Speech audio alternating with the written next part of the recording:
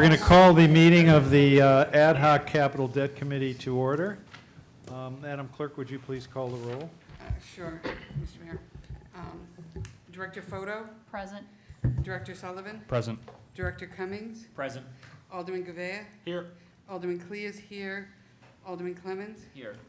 Alderman O'Brien, Alderman Wilshire, Here. and Mayor Donches. Here. All right, so as you all know, I think we are attempting to examine and prioritize all of the capital projects that the city has because the potential projects exceed the city's ability to pay for them. So tonight we're going to hear, I know, from the Division of Public Works and possibly about some other projects. So I will turn it over to Administrative Services Director Cummings to, I think, introduce Public Works. Yes, thank you, Mr. Mayor. So before we start this evening, I just wanted to tease out that I believe we are planning on having another one of these meetings next Monday at 6:30. And I believe there will be a Human Affairs, Board of Aldermen Human Affairs Subcommittee meeting happening at 7:30 right after. So we're going to try to keep this meeting to just about an hour. But we have very limited availability over the course of the next few weeks relative to chamber availability and others due to various evening meetings. So I wanted to just make the group aware of that for planning purposes. And then, Mayor, to your point, we have up this evening a presentation and a discussion on the capital needs of the Department of Public Works. If everyone recalls, very early on, we set out asking for the various priorities of the departments, and that has been provided to you in a list. And now we're looking to understand how we may be able to fit the various priorities with our debt service plan that has been articulated by CFO Griffin. So with that being said, Mr. Mayor, I'd like to hand it off to Director Photo. Please go ahead. This is a daunting crowd. I know. Uh-oh. Don't deny them anything. Thank you, Director Cummings. Good evening. My name is Lisa Photo, Director of Public Works. Joining me this evening are members of the Public Works Senior Management Team in support of our capital requests. You can change the slide. Okay. This is our mission statement, and I just wanted to share it with you. The Division of Public Works provides the leadership and framework necessary to build and maintain a safe and sustainable city infrastructure that will be utilized by many future generations of Nashua residents. The Division of Public Works employs 178 people and is divided into 8 departments: administration, engineering, parks, recreation, fleet, solid waste, street, and wastewater. We have a $70 million operating budget, and we oversee $70 million in capital projects. Public Works by the numbers. I will not read all of these, but I'm happy to share them with you at a later time, but I'll just highlight a few. We oversee a 12 million gallon average daily flow wastewater treatment plant, 6 landfills, 1 active, 5 closed, collections, recycling center, 40 parks and 21 squares, 151 mowable acres, 303 miles of streets, 214 miles of sidewalks, 93 traffic signals, and 400 pieces of equipment with a value of $35 million. The consolidation of Public Works has always been a 2-phase project. Phase 1, which we've already completed, was to design and build an office building that would accommodate administration, engineering, solid waste, and parks and recreation. Streets and fleet are still at Stadium Drive. Phase 2, which is before you this evening, was to design and build a garage to maintain and store our equipment and supplies, adding an additional break room and locker rooms to accommodate all of our staff. The current DPW garage was built in 1978. The division has outgrown it, and it's really past its useful life. There are many efficiencies that would be obtained from a DPW garage. I want to use winter operations as an example because it's something that we're all familiar with and also probably the most important thing that we do. So all our staff would be in one location. We'd have covered storage for our vehicles. There would be no cold starts, no frozen brake lines. The ability to load vehicles prior to a storm, so we could load all our vehicles with salt, store them in the garage, and be ready to go. The ability to load vehicles prior to a storm. No snow removal from equipment. We wouldn't have to remove the snow from our equipment. We would park loaded vehicles after a storm inside. So if we had salt left over, we could bring the trucks into the garage and not have to unload them, which means we could get people into sidewalk tractors quicker and get our sidewalks cleaned. So that would be a big advantage. We'd have a modern break room and kitchen, so we could provide nourishment for our staff, and the ability to mobilize more quickly with warm storage. For the fleet department, we'd have a sufficient number of mechanic bays. Right now, we don't. Our mechanics can't work on multiple pieces of equipment right now, which is a problem. So if they're waiting for a part or something, they can't move to another piece of equipment. So that would be a huge efficiency. We don't have OSHA-compliant mechanic bays. We have pits in there. If you've seen our fleet department, we have pits that are unsafe. You would not be able to install those today. They are not OSHA-compliant. And also, we'd have adequate inventory storage and storage for our bulk lubricants, which we currently don't have.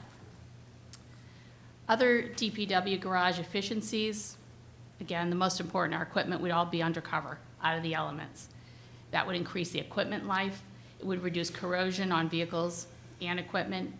We have rodent issues right now where rodents are chewing our wires in trash trucks and in vehicles. We would prevent that. We would reduce vandalism on our equipment. There would be a cost avoidance of our current garage repairs. The demolition of the old solid waste building would help us to use our recycling center more efficiently.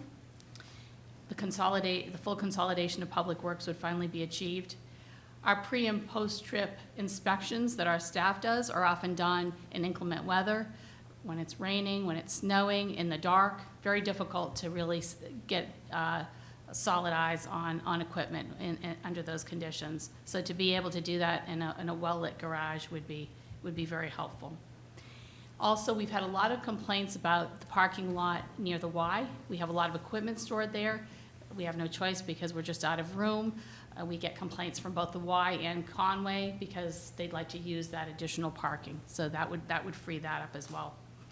And also, I'm sure you've heard over the years that, I don't think we've had recent discussions, although we plan to, Conway would like additional sheets of ice. So that would be able to, if we vacated the street department, that would give them the ability to have their additional sheets.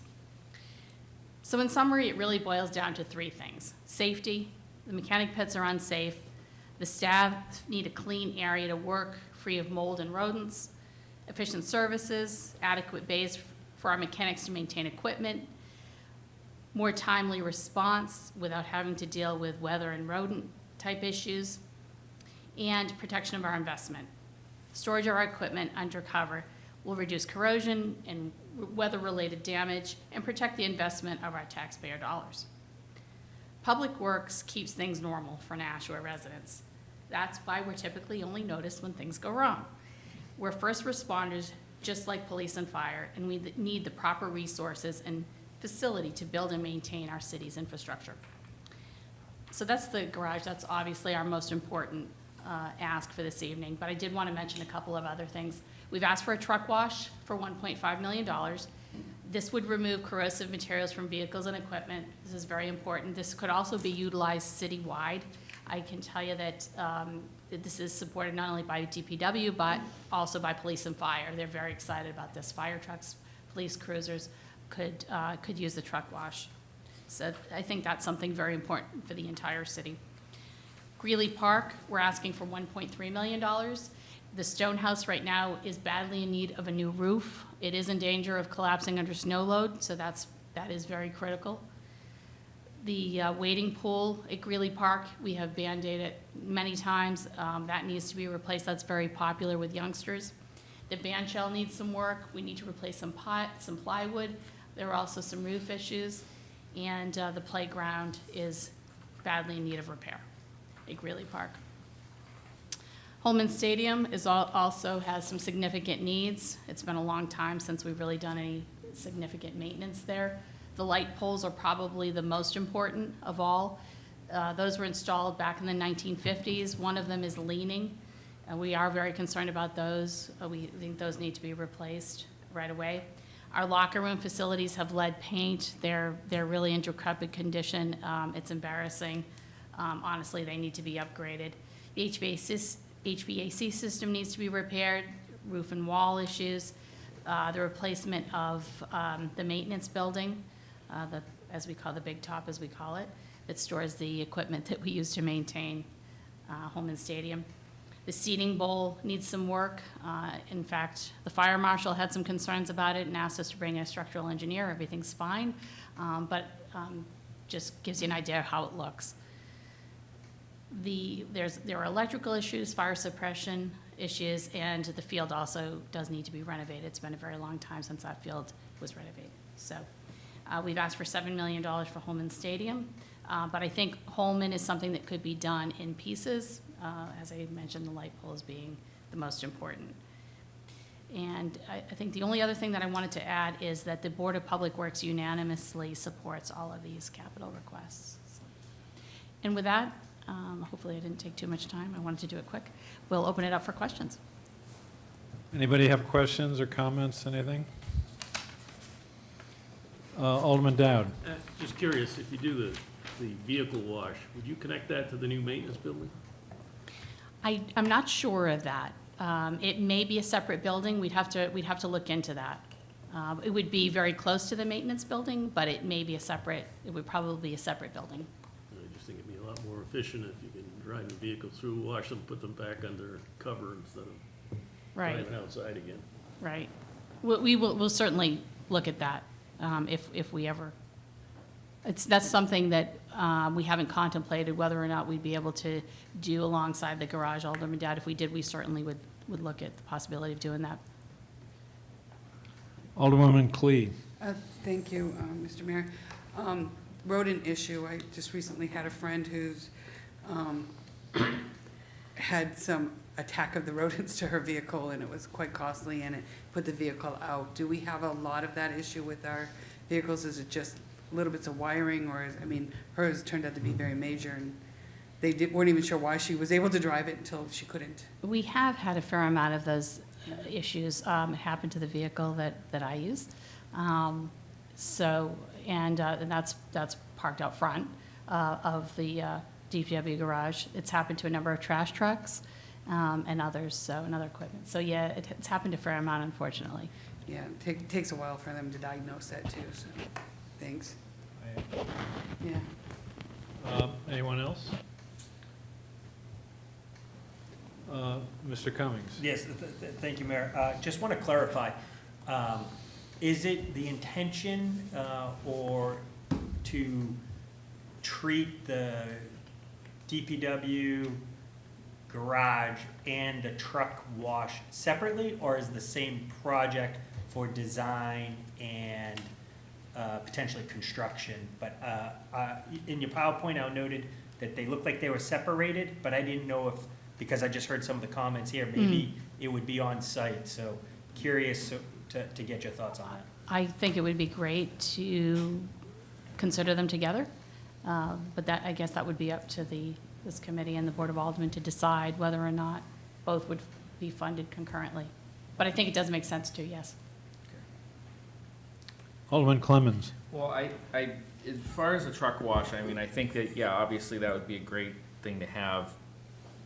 But even if we don't do it, I think it would make sense to include it into the design if it can be adjacent to the new building or the new garage, because that way in the future we'll have a design and be able to use that to build it in the future. So I think no matter what happens there, it should be included in the design if it can be done adjacent to the building.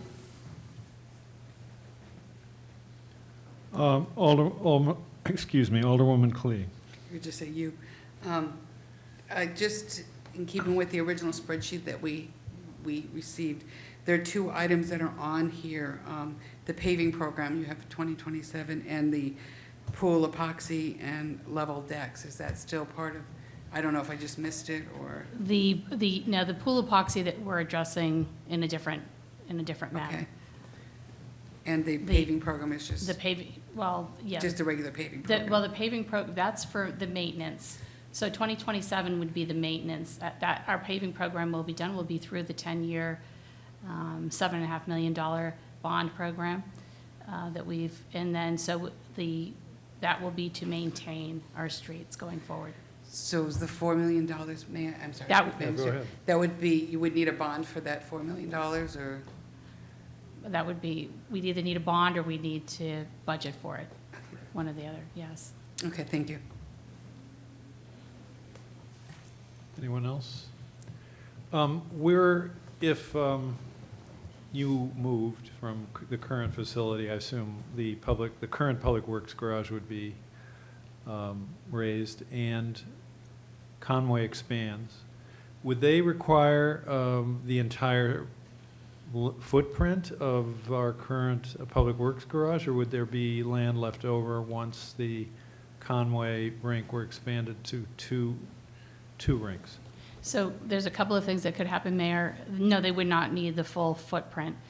They need the office area and one bay, I believe, unless their ideas have changed. So that you could either leave part of the current street garage and utilize it for something else, like a recreation center or something like that, or you could raise it and you could build something else there, because there will definitely be quite an area left over. And as parks or recreation are both given any thought to how that additional space could or should be used? I think so. I don't know. I've got Lauren Byers here. But there's a lot of programming. We do, I've always said, and I won't get on a soapbox, but we do a really great job with younger children. We do a phenomenal job. And seniors, pretty good too. But that sort of area in between, there are a lot of things like 40-plus leagues for basketball, for instance, that we can't accommodate because we don't have any room for them. You know, things like for ballroom dancing or art classes or things like that. We just don't have a facility to do that sort of recreation type programming. So whether it's there or somewhere else, it would be great for us to have a recreation center someday. Alderman Wilshire. What's the status of the buildings at Greeley Park? Are we still in there? Is it in there in some capacity? Yeah, that's a good question. So the Parks Department moved over fairly recently, within the last month. So that's a discussion that will need to be had with the Board of Aldermen and the Board of Public Works on what's to be done with those. The carriage house is full of lead paint. I think that's got limited use. That's probably going to have to come down, unfortunately. We'd like to keep the building behind the office building, that stone building, because we'll need that for maintenance purposes for Greeley Park. We still have an attendant there full-time, so there's equipment that needs to be stored. The office building will eventually come down, so there'll be some space there, whether we just leave it as green space or expand the community gardens. There's a discussion that can be had by, like I said, by the board. Maybe we can set up a committee to talk about that from the Board of Public Works and the Board of Aldermen. Question of personal Yes. privilege. Yes. So I have a dead skunk. It's sitting in a bag in my driveway. Oh, What do I do with it? we will have it picked up tomorrow. Sorry, I didn't know. Yes, I we don't know will. what to do with it. Do I throw it in the trash? What do I do with it? Oh. We will take care of it. Thank you, Mayor. Anyone else? No one else has skunks? Come on. Not dead ones. All right, well, thank you very much for coming in and presenting Thank you for your time. your project.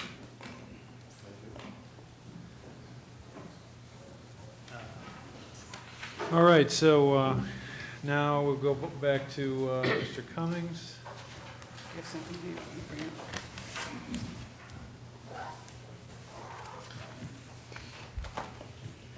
Yes, thank you, Mayor. So I just wanted to round out this conversation by calling your attention, just so we are clear about a couple of the other items that weren't necessarily priorities of various departments, but nonetheless are important issues for the community that we need to be cognizant of. And some of them may warrant further discussion than others, but there are some items that are relatively minor from a capital expenditure standpoint, and we can definitely look to use cash or not necessarily affect our debt service with some of these, and that's more relative to projects under $1 million or about the $1 million threshold. But still wanted to make you aware of these infrastructure, more traditional infrastructure type needs. And then we have some other more substantial projects that are definitely items to be aware of. And along the way, over the years, I've heard some members of the community express sentiments in support for some of these projects or priorities, and I felt it was appropriate to include these along the way so you can be aware of these items. And again, that's all under the non-departmental citywide capital spending. Again, some of these are higher dollar numbers than others, and I want you all to be aware of these differing expenditures. And the list is not all that legible, at least to me. No, I can't see it. You could, if you just click up. Oh, yeah. I can make it bigger. Yeah, you can just click on, yep, there you go. There you go. Now I can see it. And have you, not all of these projects have been addressed, right? Correct, Mayor. So some of them, well, we heard from schools when we first initially started this. You know, we weren't necessarily sure where the school's capital project funding was, so that is one that we've heard about. We did hear about the generators project, and again, I believe the pathway for that will be, as we're doing various capital building projects along the way, we would incorporate this as part of the design guidance given very early on in a project. So we'll be taking that on in a case-by-case basis, particularly as other projects within general government move forward. The new fire station, so this would be an additional fire station, and that's something that is separate from the reconstruction of the quote-unquote airport fire station, and that's something just to be aware of. But I believe Chief Buxton has said that this project would be much further out beyond that 5-year horizon, but could be just beyond that 5-year horizon, and one for you all to be aware of. The senior center renovations, that's something that is a little bit more timely, and it could come up within the next 5 years, particularly if we need to do a roof. Some of you may not know, but we, the city of Nashua, own the senior center. We rent it, and so there may be a cost associated with keeping that building in good stead. Again, we haven't really addressed, but we have heard along the way over the years that there's some need for additional athletic fields. Court Street has been mentioned as a priority of redeveloping over the years. Again, that's 14 Court Street. We have citywide communications with fiber loops necessary to maintain our radio communication. And then again, we have the Keefe Auditorium as probably the biggest outlier that needs to be better understood. And I believe we just discussed the truck wash bays, and my understanding is we'll be incorporating that into the DPW garage project, at least for design purposes, and we can look to see if it makes sense for construction. So that's relative to the. Does anybody have any capital spending. thoughts, questions about these projects, any of these? Alderman Dowd. That 10 million for schools is not going to be 10 million.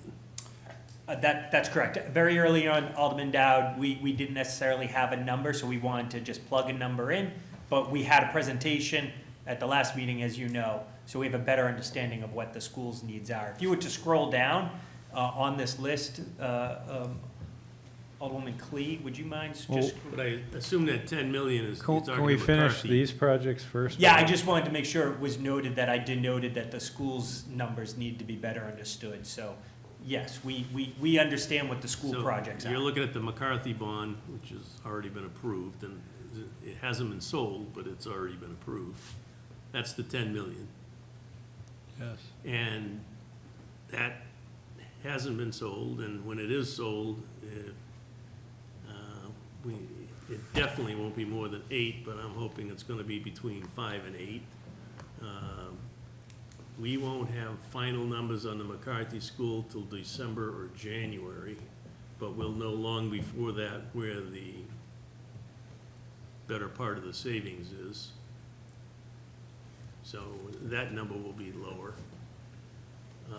And I think the Elm Street, the 30 million is it's gonna be out there if it ever happens. It's not gonna be, but 2 years, next 2 years, they don't have to do anything to that building, as we had that meeting. And I've had some people show concern, including fire and police, that is there actually a committee that's planning on what's gonna happen with that building? Because I've heard different things happening, and you've got police and fire at odds as to what some of those things are. Yes, and we're going to seek to do a presentation to the board on the issues pertaining to the school building and keeping it open for the next 2 years. Basically, you know, it's going to, there is minor disagreement. I think it has to do with whether the first floor windows on the portion of the school building that is not keep should be boarded up. The fire department thinks strongly that they should be, using a particular mechanism that they believe is the safest way to go. So there is money in the budget to do that. But, I mean, they're going to come in and they're going to tell you that, you know, this is going to be a significant security issue because people are going to get into the building for various purposes. So I talked to the police department and the school maintenance, and the police department says if you board up the windows, you're advertising this is a vacant building, come on in. The school department says if you want to secure the windows, all you have to do is screw the windows shut, they can't be open. All right, So, I mean, well, there's a lot of things to you're going to hear discuss. more detail than that, but we put the money in, you know, the budget committee could cut it out. The contrary, I mean, we're getting beyond these capital projects, but the fire department would say, what, no one's going to know it's a vacant building in the middle of the city, a heated, empty school, and that no one's going to know that that's vacant? I mean, they're saying everybody's going to know about it within like 15 minutes. So you're going to get the unhoused, unsheltered seeking to go in, and you're going to get people who want to strip the wire out of the building. It will take, according to the PD, very significant force to sweep the building because they'll have to do all 4 floors at the same time. Otherwise, people just run up and down and they'll never catch anyone. So anyway, there's going to be a final meeting, and you know, what we're going to ask is to come in and just kind of have everybody, including Emily Marticella, brief you on this whole thing. Alderman Clemmons. Thank you. Aren't there isn't there a camera system tied to the school Yeah. department right now Yes. in that building? Why can't we keep that going while we're? Well, we're going to try, right? Yes, I talked to Chris, the head of security of the school system. We're gonna leave all the cameras, all the door alarms, everything's gonna be in there. The only thing that needs to be done is, right now, that system reports through the school's IT department. As far as a server, it needs to be switched to the city's server, which gets Nick involved. So it's a fairly simple thing, but you'll have eyes on that building in all areas 24/7. So that will help, that will help. As far as just screwing the windows shut, I think the fire department would tell you that's not safe for them, if there is a fire. But you'll hear the details and, you know, the steps that each service believes need to be taken. But could we go back to this? I had a question about, oh yes, the athletic fields on Riverside. So are you thinking the area that would be abandoned were the Public Works garage to be moved? Or are you thinking the lot next to the YMCA on, with the former landfill That, issue there? yes, Mr. Mayor, nothing has been decided, but we know that that piece of land is at a place from a tax title perspective that we could revert it back to the city because they've been delinquent on their taxes. And there's limited use of that because it's a capped landfill. So the question is whether there's a desire to try to turn it into athletic fields or not, knowing that we are land constrained. All this would need to be, vetted out. And so this would just be a way to start that project. Yeah. All right, any other questions on these different? Yeah. Alderman Wilshire? What is the generator project? Yes, if I may, Mayor. Yes. So from a sustainability perspective and from an emergency management perspective, to make sure that all of our buildings and our critical infrastructure can withstand events, weather or otherwise, it would be a standard where we would have generators, and we do have a lot of generators in place. Some of them need to be updated. Some of them we would like to make in a little bit more environmentally friendly manner. And some of our critical infrastructure doesn't have generators. And so we would be looking to incorporate that into our building plans moving forward as like a standard that we would be building to moving forward to meet this goal or objective. Thank you. Alderwoman Clee. Thank you, Mr. Mayor. Director Cummings, when you said incorporate it into future, so you're not saying we're gonna go through all the buildings and do this project, it's just something that will be added as we touch a building? If I may, Mayor? Yeah. That's exactly right. When we first started this, and this came about through our emergency management director's efforts, it was identified as a need and a gap. And so originally, we weren't really sure how we would strategically approach this, but as the conversation evolved, it's our recommendation now to do it on a case-by-case basis as we're looking to redevelop buildings that we're using. May I? Yes. So this would be basically scratched from this list, then, is that correct? Okay. Yep. Alderman Dowd. We haven't completely reviewed the drawings yet, but aren't they adding a generator at 9 Riverside? That would be an example of how we're putting this into practice, yes. So 9 Riverside has a generator. The DPW office building has a generator. So any buildings that have deemed critically important to the city of Nashua, we would ensure that it has, one, a generator, and then two, the generator is built in a certain way that meets our sustainability objectives. And the 2 high schools, McCarthy School, Pennachuck, I'm not sure about Fairgrounds, all have generators. Okay. Just gonna say. All right, anybody else have, excuse me, questions on these the upper list here? Question, comments? Why don't we go to the lower list? If you would, Alderman Okay. Clee. So the lower list here is just some various transportation projects that are of interest to the community. We particularly have New Hampshire DOT monies coming in for these various projects. So we have an 80-20 type commitment, and what you're seeing is that 20% match that would be necessary. Some of these have been funded, some of these need additional funding, and some of these don't have any funding at all. And so as we're going forward, this is something just to keep in the back of your mind, so we can kind of keep these projects as a priority. And the Walnut Street Oval would enable the reversal of West Pearl from the current direction to the opposite direction, correct? Correct.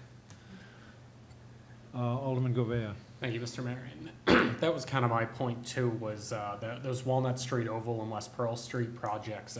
Sitting on the infrastructure committee last 2 years, that was kind of a lot of conversation we had, and I think a well worthwhile project with kind of the split in federal monies and state monies coming in. So I think that's something that I'd like to personally see an emphasis on, is kind of that specific area of town kind of getting a little priority to get it done. I think it's kind of a cluster now, and I worked down there for a long period of time, and it can get a little congested. So seeing that kind of reworked, I think, would be very beneficial to the greater downtown area as a whole.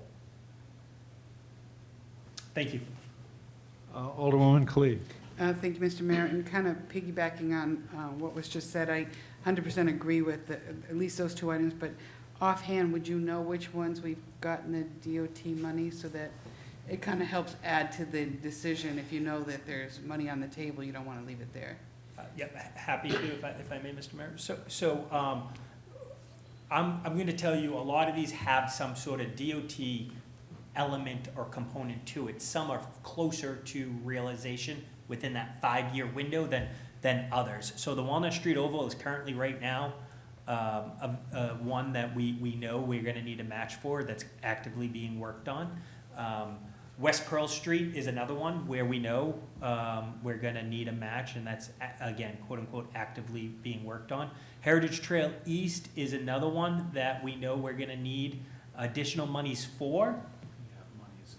We've appropriated some money on that. Right, but we need additional monies. as I Director Cummings is understand correct. We will need additional funds to complete that project, yes. it. So technically, Factory Street sidewalks, I don't believe that is one that has a DOT match, but it may have another grant match to it, a safe, No. a safe schools, safe routes. Okay, so this one does not have a match to it. So that one would be one where we wouldn't have an 80-20 split.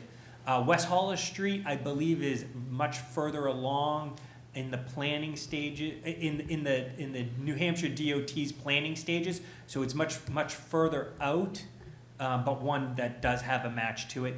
And then we have the Main Street project, and the Main Street project would be one where we would be looking to do both the design and reconstruction. At this time, it looks as though it could be federally funded, though we don't have any guarantees of that, and it's something that you should be aware of. May I follow up? Yes. So I think you did say this, I just want to make sure I understood it. So if I were to look at the Walnut Street Oval, the $750,000 that you're asking for is the 20% match? And if I were to say the Heritage Trail East, the additional monies you need, that's the $300,000. Is that correct? We don't need 300 additional, do we? Yeah, I was gonna say, I would need to go back and re-give you the numbers, because Okay. they change I regularly. think we've appropriated Yeah. money into that.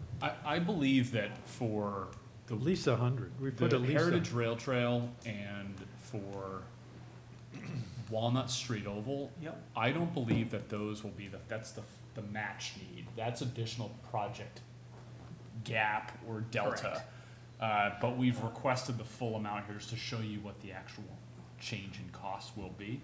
But these numbers are moving to an extent. I want to be Yeah. clear about that too. But we've always been a bit sensitive to the fact that we don't necessarily include them in our capital conversations, and that's why they're at least as placeholder present in this conversation. Yes. So you're saying that this is the 20% match and the gap, or just the gap? The gap inclusive of the 20% match Got that it, need to be got it. need to be provided. Okay. Alderman Clemmons. Yeah, I was going to suggest that we get a list, a spreadsheet, basically with the things that we've heard that are mandates. So, in other words, the fish ladder would be one of them. These matches, because they are projects that we've undertaken or are going or about to undertake. I can't think of, there's a couple other ones too that we've heard that, we've basically committed to. So what I would like to see is a spreadsheet that has the numbers broken out of what we've already committed to in this time frame. What is going to be basically a demand or I don't know why the word can't come to my mind, but required to, a mandate, from some area.